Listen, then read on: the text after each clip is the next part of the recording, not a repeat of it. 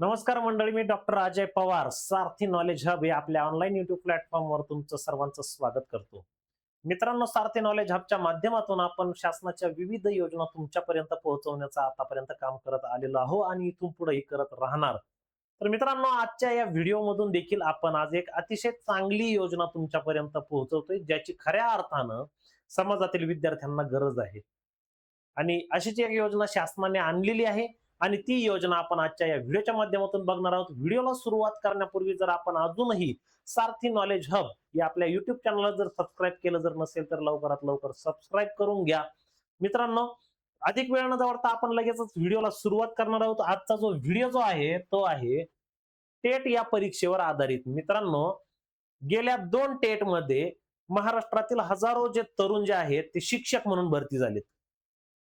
अनेकांचं स्वप्न आहे शिक्षक होण्याचं. डीएड बीएड अगदी अनेक क्वालिफाईड विद्यार्थी या महाराष्ट्रामध्ये आहेत आणि आजही ते टेट परीक्षेची तयारी करत आहेत. कारण टेट परीक्षेमधून उत्तीर्ण होऊन कुठलाही खर्च न लागता तुम्ही थेट शिक्षक म्हणून भरती होतात. आज आपण शिक्षक, खाजगी शिक्षक असेल किंवा महाविद्यालयीन शिक्षक जर भरती जर असेल तर त्या ठिकाणी जे व्यवहार होतात त्याबद्दल आपण चर्चा न केलेली बरी. त्याच्यामुळे अगदी जर आपल्यात गुणवत्ता जर असेल तर 1 रुपया ही कुठेही न दवडता आपण शिक्षक म्हणून भरती होऊ शकतो.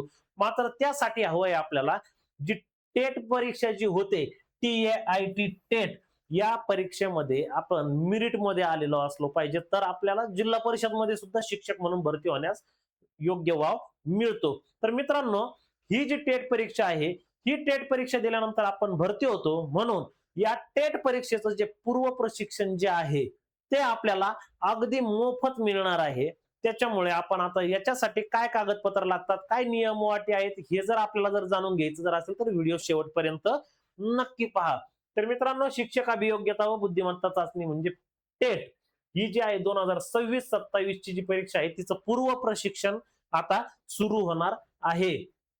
तर मित्रांनो, आता ही जी योजना, हिचं प्रशिक्षणाचं स्वरूप कसं असणार आहे, तर तुम्हाला या सुधारित अभ्यासक्रमानुसार तुम्हाला शिक्षक अभियोग्यता व बुद्धिमत्ता चाचणी जी आहे तिचं ऑफलाईन स्वरूपात ऑफलाईन स्वरूपात हे प्रशिक्षण देण्यात येणार आहे. आणि या प्रशिक्षणाचा जो कालावधी आहे तो असणार आहे 4 महिन्यांचा.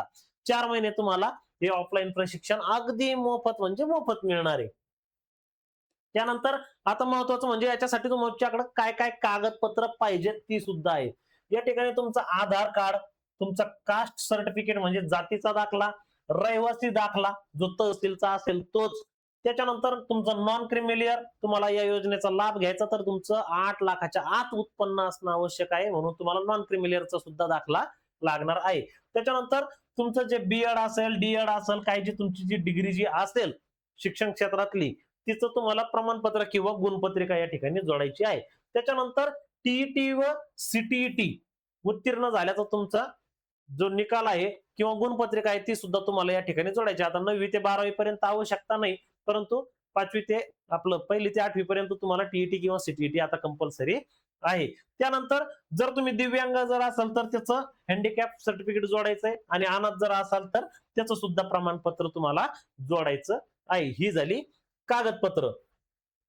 त्याच्यानंतर आता याच्यासाठी पात्रता काय, तर तो महाराष्ट्राचा रहिवासी असावा आणि वय जे आहे त्याचं ते फार तर 41 वर्ष असावं. 41 वर्षाच्या आत, त्याच्यापेक्षा जास्त असू नये. तो नॉन क्रिमिलियर पाहिजे आणि व्हीजेएनटी किंवा ओबीसी या कॅटेगरीतला तो असणं आवश्यक आहे.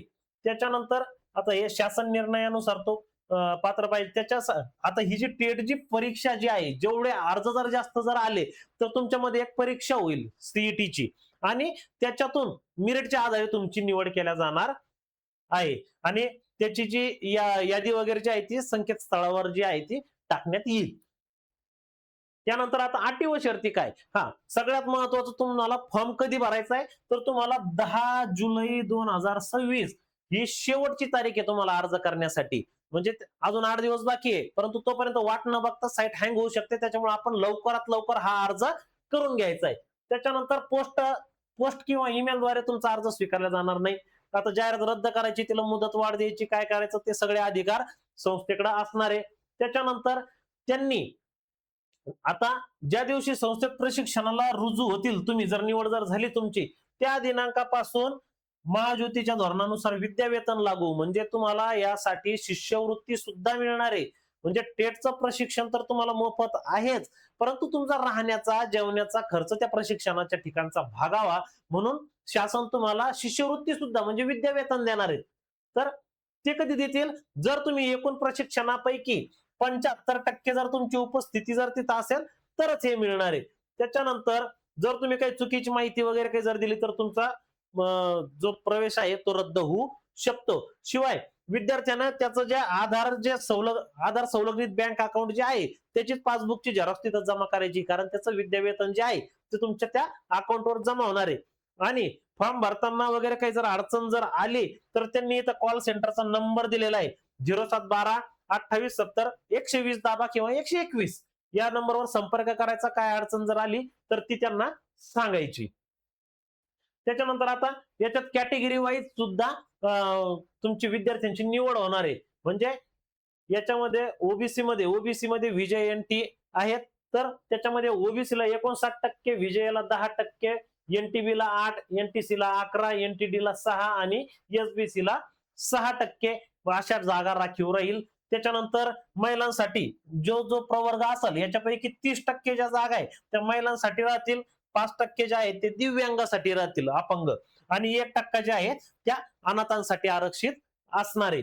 त्याच्यानंतर आता महत्वाचा अर्ज आता कसा करायचा, तर महाज्योतीची ही जी साईट आहे www.mahajyoti.org.in यावर जायचं, नोटीस बोर्डवर जायचं आणि कॉम्पिटेटिव्ह ट्रेनिंग प्रोग्राम 2026-27 वर जायचं.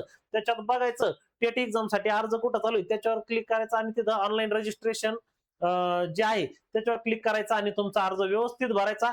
अर्ज भरत असताना तुम्हाला जी कागदपत्र सोबत जोडायची जी सांगितली त्याचे आधी झेरॉक्स काढा, त्याच्यावर आपली सही मारून सेल्फ अटेस्टेड करा, त्याच्यानंतर ती स्कॅन करा आणि फॉर्म भरते वेळेस ते स्कॅन केलेले डॉक्युमेंट जे आहेत ते व्यवस्थित दिसतील सुस्पष्ट अशा पद्धतीने ते अपलोड करा. जर याच्यामध्ये जर काही जर माहिती जर चुकीची किंवा त्रुटी जर राहिली तर तुमचा अर्ज बाद होऊ शकतो. त्याच्यामुळे तुमचं जर शिक्षक होण्याचं जर स्वप्न जर तुम्हाला जर पूर्ण जर करायचं जर असेल तर व्यवस्थित काळजीपूर्वक फॉर्म भरा आणि या योजनेचा जास्तीत जास्त लाभ घ्या.